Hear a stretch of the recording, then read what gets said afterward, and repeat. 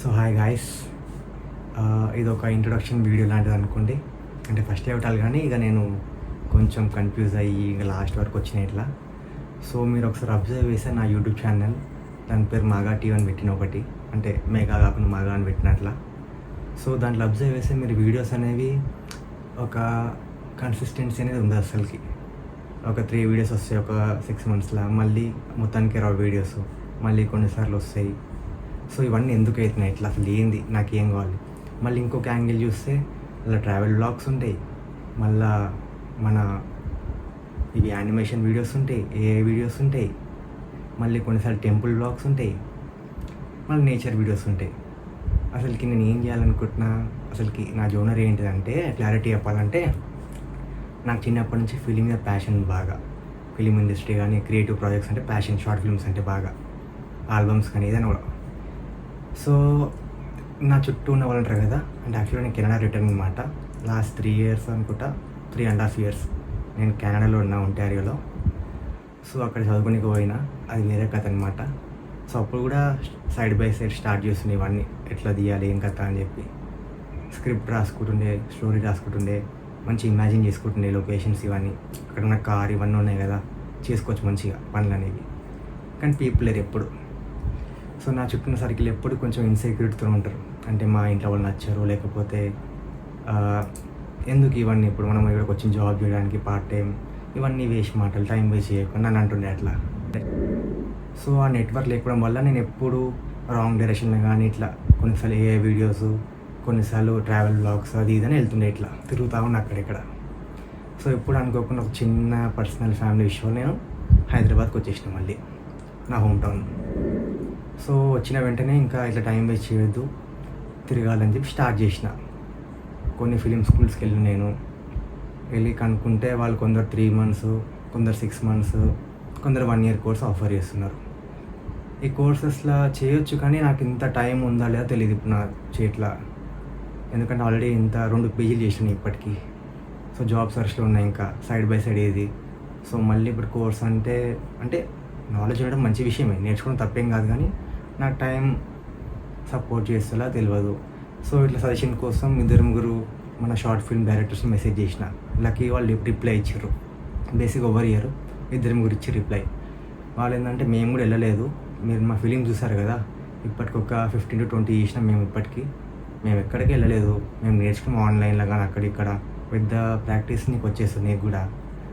So just ఒక script రాయడం start చేయి, క్యాప్చర్ చేయి, ఏదో ఒక క్యాప్చర్ చేయి, పెడుతుండు.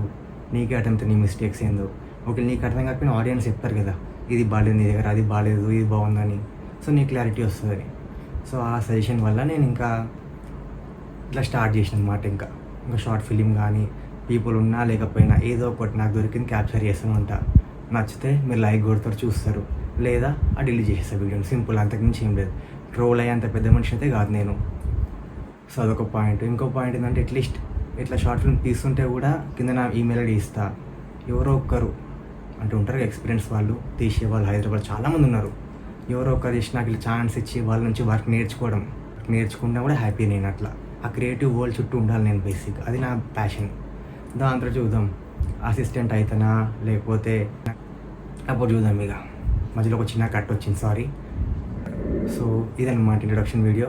ఇంకా ఎడ్యుకేషన్ బ్యాక్గ్రౌండ్ గురించి చెప్పాలంటే జస్ట్ MBA ఇన్ ఫినాన్స్ చేసిన నేను ఇండియాలో ఉన్నప్పుడే. ఇమ్మీడియట్లీ ఒక 6 months, 3 months లోపల కెనడాకి వెళ్ళిపోయినా. మళ్ళీ బిజినెస్ అనలిటిక్స్ కోర్స్ చేయనీకే. ఆ కోర్స్ చేసినాక ఇంకా అక్కడ పార్ట్ టైం జాబ్లు, అవి యుద్ధాలు ఇవన్నీ మనతో కాలేదు. కొంచెం ట్రై చేసినాం అయినా కూడా, కానీ అక్కడ అంత లక్ ఫేవర్ చేస్తలేదు. లైఫ్ అయితే బాగానే ఉండే, డీసెంట్గా చాలా బాగుంది, కానీ నా ప్యాషన్ ఎప్పుడు ఇక్కడనే ఉండే, ఫిలిం అని. అప్పుడు మీరు అనొచ్చు, MBA ఎందుకు చేసినావు, PG ఎందుకు చేసినావు, ఫస్టే చేసుకోవాలి కదా నువ్వు. అంటే ఫిలిం స్కూల్ చిన్నప్పుడే పోయి ఈ రామానాయుడో కానీ ఏదో ఒక దాంట్లో చేస్తే అయిపోతుంది కదా అంటే, ఆబ్వియస్గా మనం మిడిల్ క్లాస్లో పుట్టినాం. ఇవన్నీ ఎంకరేజ్ చేస్తారా? ఫిలిం అంటే అమ్మో, అవసరమైతే నీకు లక్షల అప్పులు తెచ్చని పెట్టి బయట చదివిస్తానేమో, కానీ ఫిలిము ఇవన్నీ ఎందుకు తలకైనప్పుడు అని చెప్పి. సో ఆబ్వియస్గా ఇప్పుడు నేను నా ప్యాషన్ని ఇట్లా చూపిద్దాం అనుకుంటున్నా. చూద్దాం. నేను కూడా మళ్ళీ ఇప్పుడు మాట్లాడి ఒక 3-4 days తర్వాత వీడియోస్ పెట్టడం ఆపేస్తానేమో. ఆపేయొద్దని చెప్పి కన్సిస్టెన్సీ వీడియో ఇది. ఈ వీడియో చూసి నాకు అట్లీస్ట్ నాకు అనిపించాలి, అరే ఇట్లా పెట్టిన వీడియోస్ పెట్టకపోతే బాగుండదు, ఏదో ఒకటి క్యాప్చర్ చేయాలని చెప్పి గంతే. సో ఇది ఇవాళ వీడియో. ఇంకా నా నుంచి మీరేమైనా ఎక్స్పెక్ట్ చేస్తున్నారా అంటే ఇలాంటి వీడియోస్ ట్రై చేయ బ్రో అంటే కామెంట్ పెట్టండి, పర్లేదు, నేను చూస్తా.